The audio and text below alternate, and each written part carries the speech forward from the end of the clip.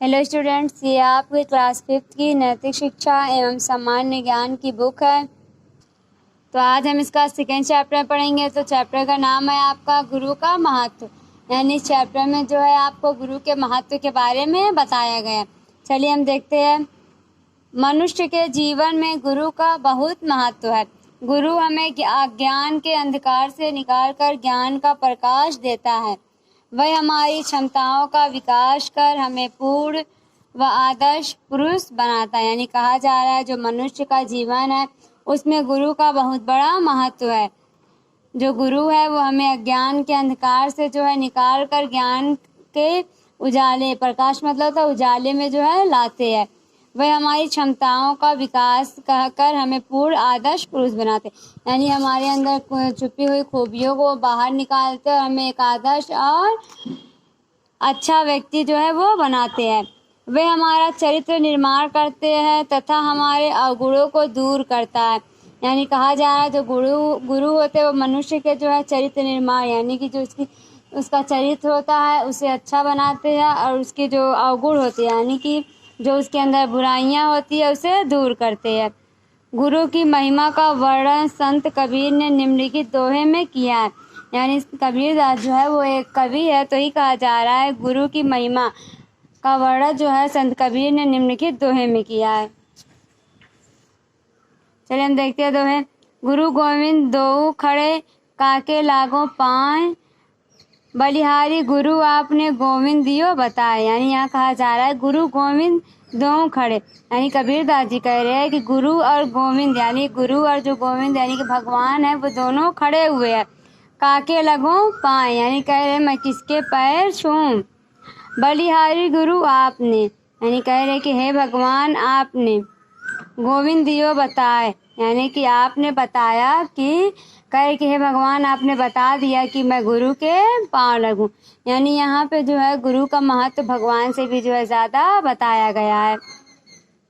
गुरु का स्थान भगवान के समान है। गुरु ही हमारा सच्चा रक्षक है। यानी जो गुरु का स्थान है वो भगवान के समान है और गुरु जो है हमारा सच्चा जो है रक्षक है। प्राचीन काल में गुरु और उनका शिष्य एक वन में भ्रमण कर रहे थे। यानी कहा जा रहा है प्राचीन काल में यानी कि बहुत समय पहले की बात है, जब उन गुरु और जो है उनका शिष्य जो था वो वन में जो है घूम रहे थे। घूमते घूमते जब वे थक गए तो एक छायादार वृक्ष देखकर उसके नीचे विश्राम करने लगे। थोड़ी ही देर में थका हुआ शिष्य गहरी नींद सो गया, लेकिन गुरु जागते रहे। यानी कहा जा रहा है जब गुरु और शिष्य घूमते घूमते थक गए तो एक छायादार वृक्ष के नीचे जो है विश्राम यानी कि आराम करने के लिए लेट जाते हैं, बैठ जाते हैं। और थोड़ी देर बाद जो शिष्य होता है वो थका हुआ होता है, इसलिए जो है वो गहरी नींद सो जाता है, लेकिन जो गुरु होते हैं वो जागते रहते हैं। इतने में एक काला सांप सरसराता हुआ शिष्य की ओर आने लगा। गुरु ने उसे रोकने की कोशिश की तो वह सर्प मनुष्य की आवाज में बोला, हे मुनि मुझे आपके शिष्य को डसना है, आप मुझे रोकिए मत। यानी वो कह रहे हैं कि उतनी देर बाद जब वो शिष्य सो गया तो उसी थोड़ी देर बाद जो एक काला सा सांप जो है रेंगते हुए आता है और शिष्य की ओर जो है बढ़ने लगता है। तो गुरु उसको रोकने की कोशिश करते हैं। तो जो सांप होता है वो मनुष्य की आवाज में बोलता है कि हे मुनि आप मुझे रोकिए मत, मुझे आपके शिष्य को जो है डसना यानी कि काटना है।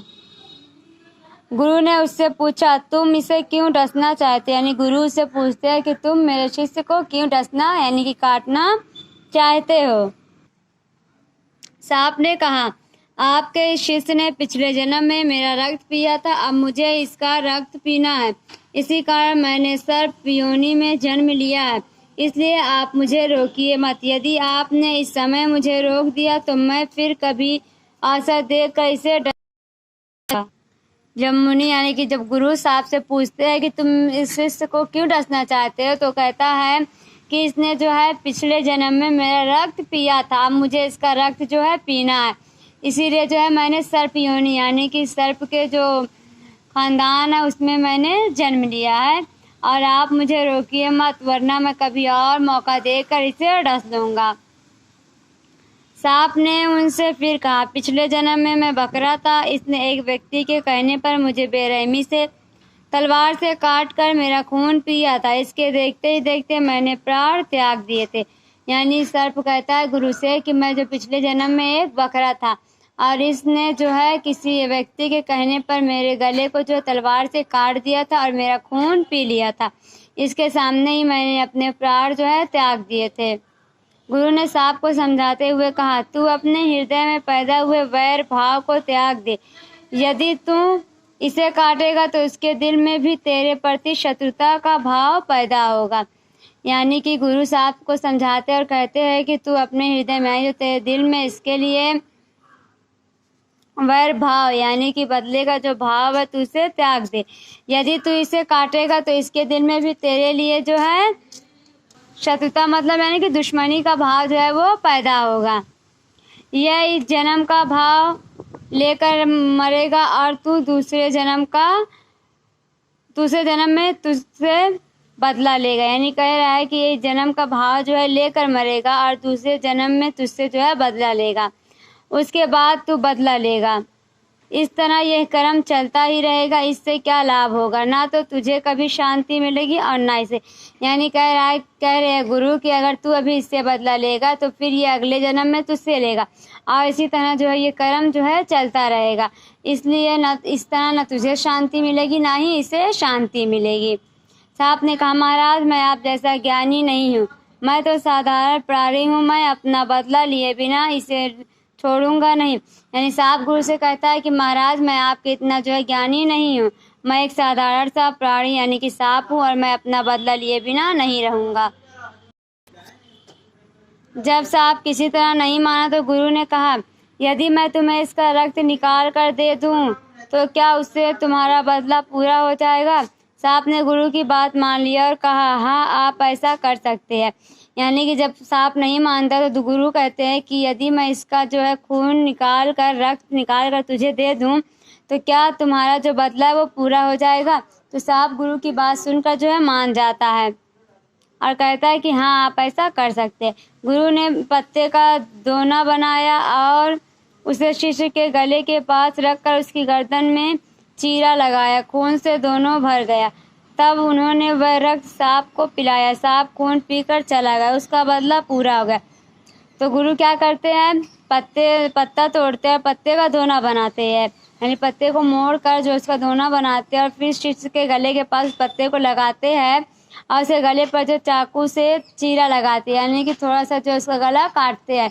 उसके बाद जो पत्ता होता है वो खून से जो है भर जाता है और फिर वह उसे सांप को दे देते हैं और सांप खून पीकर जो है वो चला जाता है और उसका बदला जो है वो पूरा हो जाता है।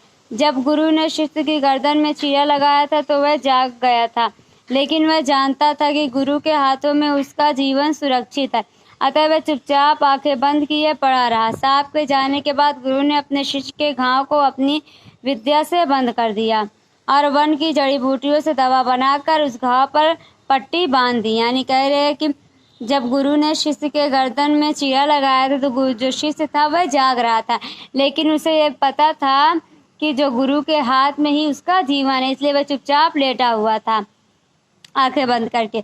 उसके बाद जब सांप चला जाता तो गुरु क्या करते हैं, अपने शिष्य के घाव को जो है विद्या से जो है बंद कर देते हैं, अपनी विद्याओं से, और फिर जड़ी बूटियों से दवा बनाकर उसके घाव पर मरहम पट्टी जो है वो करते हैं।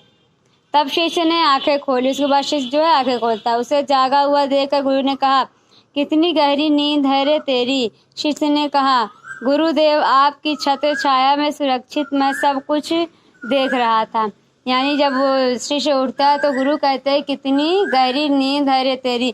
तो शिष्य कहता है कि गुरुदेव मैं आपकी छत्र छाया में यानी कि मैं आपके साथ था और मैं सुरक्षित था, इसलिए मैं सब कुछ जो है वो देख रहा था।